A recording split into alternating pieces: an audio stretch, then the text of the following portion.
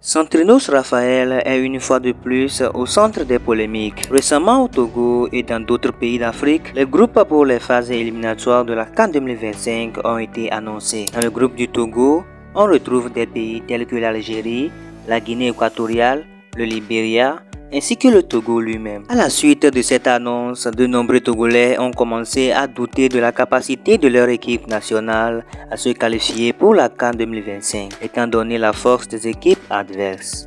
Éliminatoire CAN 2025, le tirage au sort vient d'être effectué en Afrique du Sud. Le Togo est logé dans le groupe E en compagnie de l'Algérie, de la Guinée équatoriale, puis du Libéria. Est-ce qu'on peut s'en sortir? Centrinos de son côté a partagé ses pensées sur Facebook en déclarant, je cite, « Franchement, si les éperviers du Togo ne se qualifient pas pour la CAN 2025, ce serait mieux d'allouer le budget du foot au cinéma. On est fatigué. » Cette publication a déclenché une série de critiques sur la toile togolaise. Des pages Facebook comme les stars du Togo ont vivement réagi. Voici ce qu'elles ont écrit en réponse. Je cite, « Donc Centrinos Raphaël fait de la politique, tu veux dire que le gouvernement ne soutient pas le cinéma? Tu veux dire au président fort comment diriger le pays? Tu penses qu'il ne travaille pas bien? Il faut respecter l'autorité mon frère. Tu dis que tu es fatigué, sois précis. Es-tu fatigué du régime? Est-ce cela? Il semble que les propos de Centrinos Raphaël aient été mal interprétés. En réalité, il ne critiquait pas directement le gouvernement ou ses actions concernant le football togolais.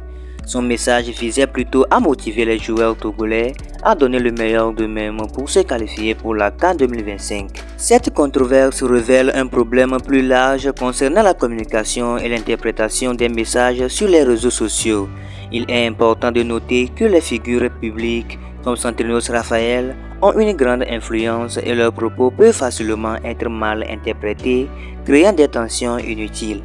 L'équipe togolaise, connue sous le nom des éperviers, a une histoire de participation à la Coupe d'Afrique des Nations, mais la compétition est de plus en plus féroce. L'Algérie, par exemple, est une équipe redoutable avec des joueurs de classe mondiale. La Guinée équatoriale a montré des performances impressionnantes dans les tournois récents. Et le Libéria est connu pour son esprit combatif. Dans ce contexte, les craintes des supporters togolais ne sont pas infondées. Cependant, il est essentiel pour les supporters et les joueurs de garder espoir et de se concentrer sur la préparation et l'amélioration continue. Le football est un sport imprévisible et avec de la détermination et du travail acharné, tout est possible. Les éperviers du Togo ont déjà prouvé par le passé qu'ils pouvaient surprendre et ils ont maintenant l'opportunité de le faire à nouveau.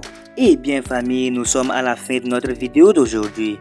Dites-nous en commentaire ce que vous pensez des chances du Togo pour la CAN 2025. Pensez-vous que les éperviers peuvent surprendre et se qualifier malgré les défis? N'oubliez pas de liker, commenter et partager cette vidéo. On se dit à la prochaine pour une nouvelle vidéo. Ciao!